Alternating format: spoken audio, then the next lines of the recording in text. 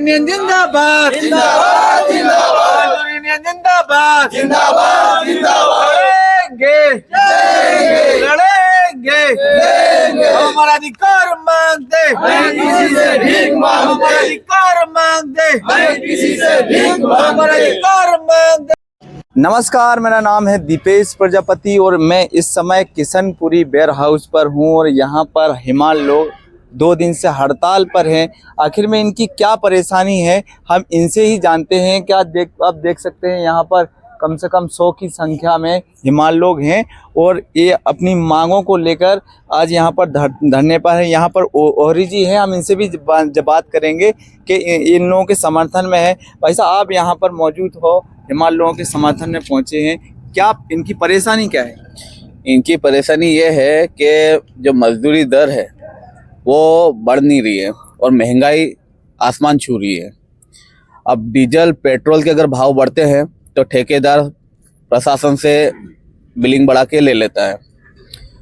तो हमारी ये ठेकेदार से मांग है कि भैया आप मजदूरी दर भी बढ़ाइए। अगर आपको नहीं पोसा रहा तो आप टेंडर में आप मेंशन कीजिए कि भैया मजदूरों को ये नहीं पोसा रहा, क्योंकि आप आपके जेब से नहीं दे रहे हो। सरकार को आप इस चीज़ का अवगत कराओगे तो सरकार वो चीज़ को समझ के इनको देगी, इनका हक और अधिकार देगी। वो सरकार देते आ रही है। और ये क्या है कि अभी तक 5 रुपये बोरी दे रहे हैं। हमारी मांग केवल 1 रुपया बढ़ाने की है यहाँ पर। तो यहाँ पर मजदूर लोगों का यही कहना है कि भैया आप सेठ लोग क्या है, बिल्डिंग पे बिल्डिंग बनाते हैं, लाखों करोड़ में कमाते हैं और मजदूर अगर आई रेक एक बोरी उठाए तो उसको 5-10 रुपये होता है। तो ज़्यादा मेहनत और कम इनकम कम, और इनके बोला ना इनका बुढ़ापा सेफ नहीं है। अब क्या है कि इनके परिवार का भरण पोषण करने के लिए, इनके बच्चों को पढ़ाने के लिए वो पर्याप्त चीज़ नहीं हो रही है जो इनको चाहिए। जैसे आज एजुकेशन बढ़ती जा रही है, खाने का तेल पहले क्या था 70, 80, 90 रुपये था, आज 120, 130, 40, 50 रुपये के लगभग हो गया। हर चीज़ का भाव बढ़ रहा है। तो कहने का मतलब कि आप बड़े बड़े सेठ, अगर आप मुख्यमंत्री के साथ में बैठते उठते हो, फोटो खिंचाते हो, तो आप छोटी सी मजदूरी की आवाज़ भी बन के उनको सामने बोल सकते हो कि हमारे मजदूर परेशान हो रहे हैं। क्यों? सबसे ज़्यादा शोषण अगर देखते हैं तो जिले में या देश में आदिवासी का होता है। ये हकीकत है, कटुर सत्य है। तो हमारा ये कहना है कि आप आपकी मर्जी से नहीं कर रहे हो, पर हमारा आवाज़ बनाओ, क्योंकि मजदूर लोगों ने आपको लखपति करोड़पति बनाया। सेठ का इतिहास है, जो सेठ की गाड़ी पप्पू सेठ की, सेठ का इतिहास बताते हैं कि वो पहले साइकिल पे चलते थे, बापना सेठ क्या मुनीमगिरी करते थे।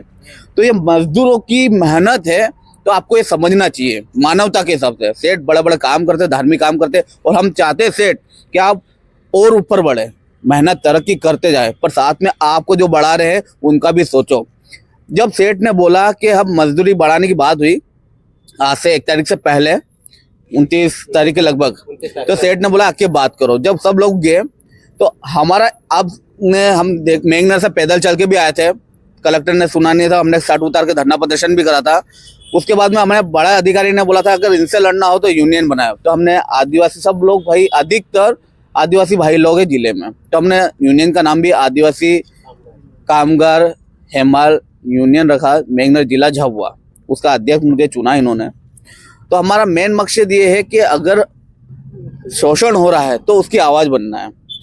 तो 1 साल 1.5 साल पहले से, अभी 1-2 दिन पहले तो हमने स्ट्राइक करा नहीं, प्रशासन को भी 1 तारीख से हमने आवेदन दिया।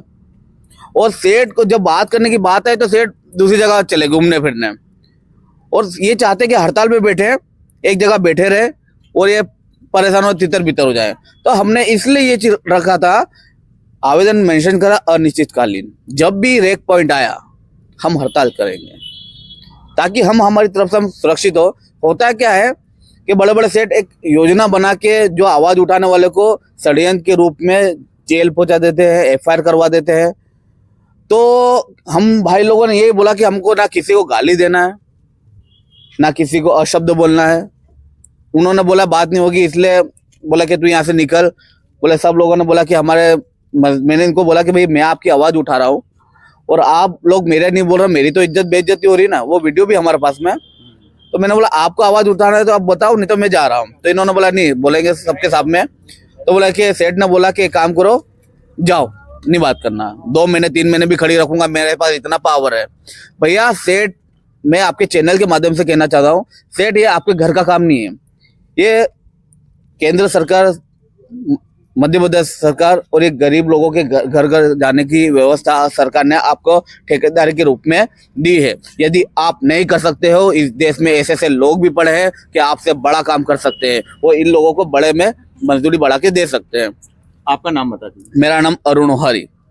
तो देखिए, आपने जो अरुण ओहारी हैं, ये यूनियन अपने हिमाल संघ के अध्यक्ष हैं, और आप एक देख सकते हैं यहाँ पर हिमाल लोग काफ़ी हैं, और हम इनसे चर्चा करेंगे कि क्या इनकी परेशानी है। हम इनसे भी जानते हैं। क्या आप लोग 2 दिन से धरने पर बैठे हैं, क्या मुख्य समस्याएं हैं आप लोगों की? हमारी महंगाई को लेकर समस्या है, खास करके। क्या आप लोग, क्या मतलब मजदूर बढ़ना चाहिए? मजदूरी दर बढ़नी चाहिए। कितनी देते हैं पहले? अभी वर्तमान में हमको 5 रुपए नग से मिल रही है। आप लोग क्या चाहते हैं? हम 6 रुपए नग मांग रहे हैं, 1 रुपया बढ़ाने की मांग कर रहे हैं। तो जो आपके ठेकेदार हैं, यहाँ के मालिक, हाँ, तो उनसे बात करिए आपने?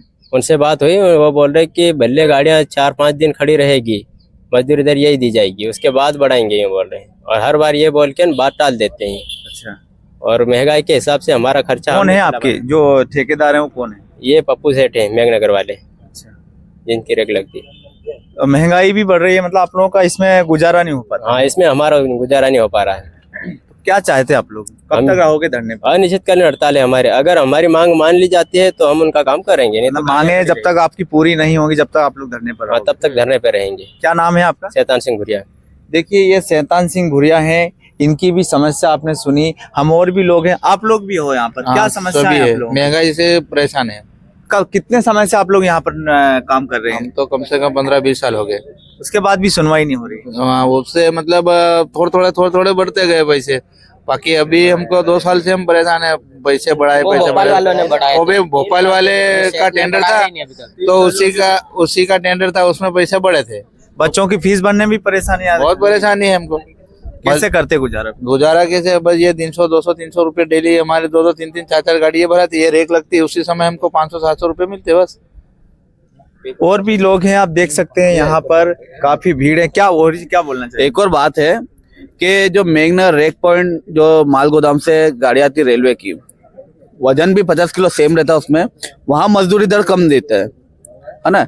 वहाँ पर लगभग 3 रुपए बोरी के लगभग देते हैं। तो हमारी मांग ये है कि भैया वजन वो भी सेम है और ये भी है, तो सेम मजदूरी होना चाहिए। तो ये चीज को भी हमने आवेदन में मेंशन किया धरना प्रदर्शन में। क्या गाड़ियां भी आरोप लगा रहे ओवरलोड जाती है? जी, ओवरलोडिंग देखो, अब आपके सामने आरोप लगाने की बात नहीं है, खुली किताब है। और ये आपके चैनल से आपने बात अच्छी निकाली, तो मैं आपके चैनल से एक और संदेश देना चाहूंगा कि यहाँ पर प्रशासन की आंखें बंद है क्या?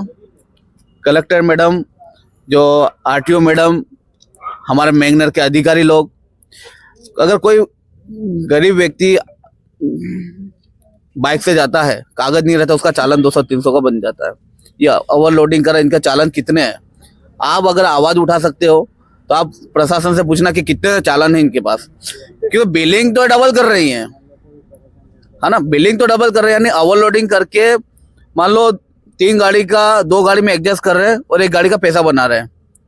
आप समझ रहे हो पिक्चर? क्यों कहीं ना कहीं ये गेम कर रहे हैं, और वही चीजों से पता नहीं किस किस को प्रशासन को खरीद रखा, जो उनकी आवाज, जो गरीब लोगों की आवाज में चालान के रूप में वो बताते शासन को कि देखो ओवरलोडिंग हो रहा है, खड्डे खुदते हैं। बीच में मैंने 1-2 साल पहले ओवरलोडिंग हुए थे, खड्डे खुदते थे, तो इसमें 1-2 एक्सीडेंट हुए थे जिसमें गरीब लोगों की जान चली गई थी। उसकी खबर लगाई थी, शिकायत करी थी, तो मुझे घुमा फिरा के एक आरोपी बना के जेल में डाल दिया था। 53 दिन में जेल में रहा था।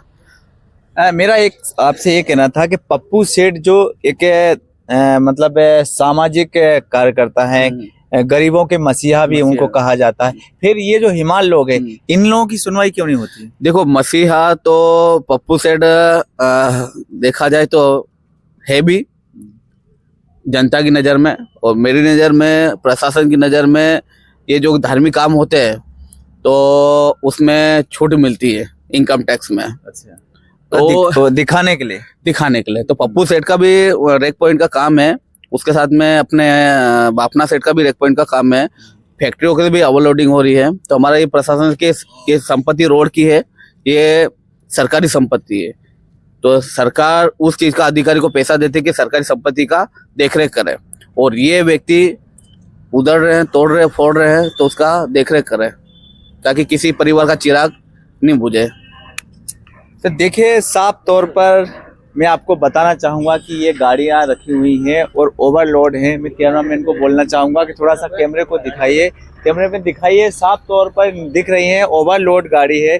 आखिर में इस पर क्यों जांच नहीं होती है? कोई आम आदमी जाता है तो उसकी गाड़ी की जांच होती है, लेकिन ये बड़े बड़े सेठ लोग माफिया हैं, इनकी गाड़ियों पर सरकार क्यों नहीं जांच करती है?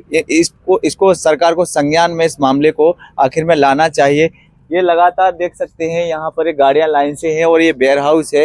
ये इधर भी आपको बताना चाहूँगा कि देखिए, ये वेयर हाउस है और आपको यहाँ पर जो माल भरा हुआ है गोडाउन, यहाँ पर साफ तौर पर जो अनाज आता है उसमें कंकर पत्थर भी, ऐसा इन लोगों का आरोप है कि उसमें जो सेल्समैनों पर कंट्रोल पर अनाज जाता है उसमें भी मिट्टी और कंकर पत्थर निकलते हैं।